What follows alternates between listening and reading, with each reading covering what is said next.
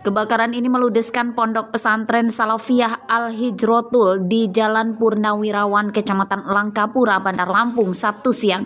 Api cepat membesar karena bangunan 2 lantai yang terbakar semi permanen. Petugas mengerahkan 7 mobil damkar, namun api akhirnya padam setelah meludeskan bangunan hingga nyaris rata dengan tanah.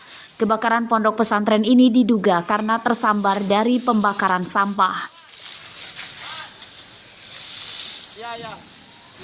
Kebakaran karena ada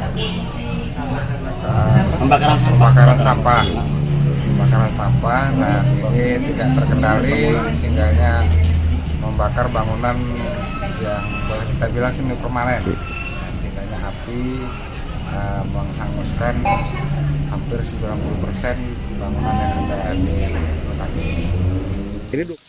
Menurut pengelolanya, kebakaran pondok pesantren di tengah permukiman ini bukan musibah, melainkan disengaja karena gedung akan direnovasi. Intinya memang mau dibongkar. Minta maaf, ini bukan musibah, kebetulan saja diuji Allah. Kata orang dia listrik bukan listrik atau kompor. Bukan listrik, bukan dibakar. Ibu ini bakar-bakar anak-anak yang bakar itu ini. Bukan sampah. Video ada jelas. Merambatlah ke bangunan. Itu sampah ya. Iya. Kebakaran tidak merenggut korban, namun kerugian ditaksir mencapai ratusan juta rupiah. Selain bangunan, perlengkapan pendidikan santri juga ikut ludes terbakar. Jeffrey Arifin melaporkan dari Bandar Lampung.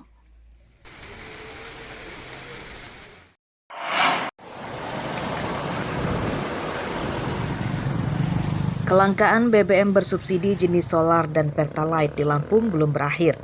Antrian kendaraan terjadi di SPBU yang masih menjual solar dan Pertalite. Di antaranya terjadi di SPBU Sukoharjo Pringsewu. Antrian mobil mengular hingga ke Jalan Sumatera Lintas Barat.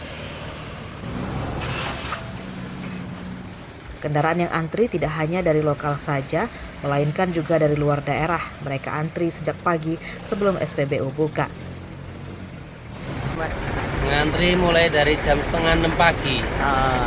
Iya. Ini sampai sekarang belum dapat solarnya? Belum dapat solarnya. Tahu kebagian apa enggak, mudah-mudahan sih kebagian. Iya. Terkait kelangkaan solar ini harapannya seperti apa sih, Mas? Semoga kedepannya semakin lancar solar, jadi kita di jalan nggak ada kendala.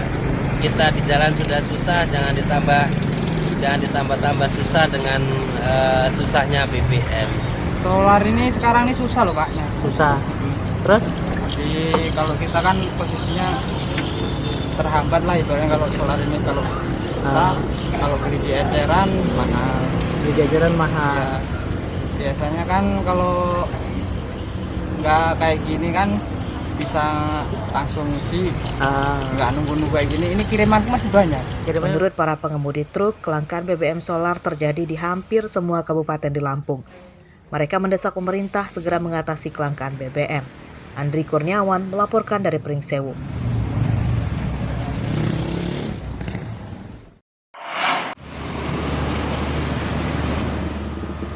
Tim KPK menangkap 7 orang yang diduga terlibat suap penerimaan mahasiswa baru dari jalur mandiri di Universitas Lampung atau Unila tahun 2022. Mereka yang ditangkap adalah Rektor Universitas Lampung, Karomani, dan 6 anak buahnya. Ketujuh orang itu terjaring OTT KPK saat berada di Bandung, Jawa Barat, dan Lampung pada Sabtu dini hari. Kabar penangkapan rektor dan 6 pejabat Unila itu dibenarkan oleh juru bicara KPK Ali Fikri melalui pesan video yang tersebar secara berantai pada Sabtu siang. Ketujuhnya masing-masing menjalani pemeriksaan di gedung KPK. Tim KPK berhasil menangkap beberapa pihak yang diduga sedang melakukan tindak pidana korupsi di wilayah Bandung dan juga Lampung. Salah satu yang ditangkap diantaranya adalah rektor salah satu universitas negeri di Lampung. Saat ini para pihak yang ditangkap telah dibawa ke Gedung Merah Putih KPK di Jakarta dan masih dilakukan permintaan keterangan serta klarifikasi oleh tim KPK. Minggu siang dari 7 yang ditangkap, 4 diantaranya telah ditetapkan sebagai tersangka. Mereka yakni Rektor Unila Karomani, Wakil Rektor 1 Bidang Akademik Heriadi, Ketua Senat Unila Muhammad Basri, dan pihak swasta Andi Desviandi. Jeffrey Arifin melaporkan dari Bandar Lampung.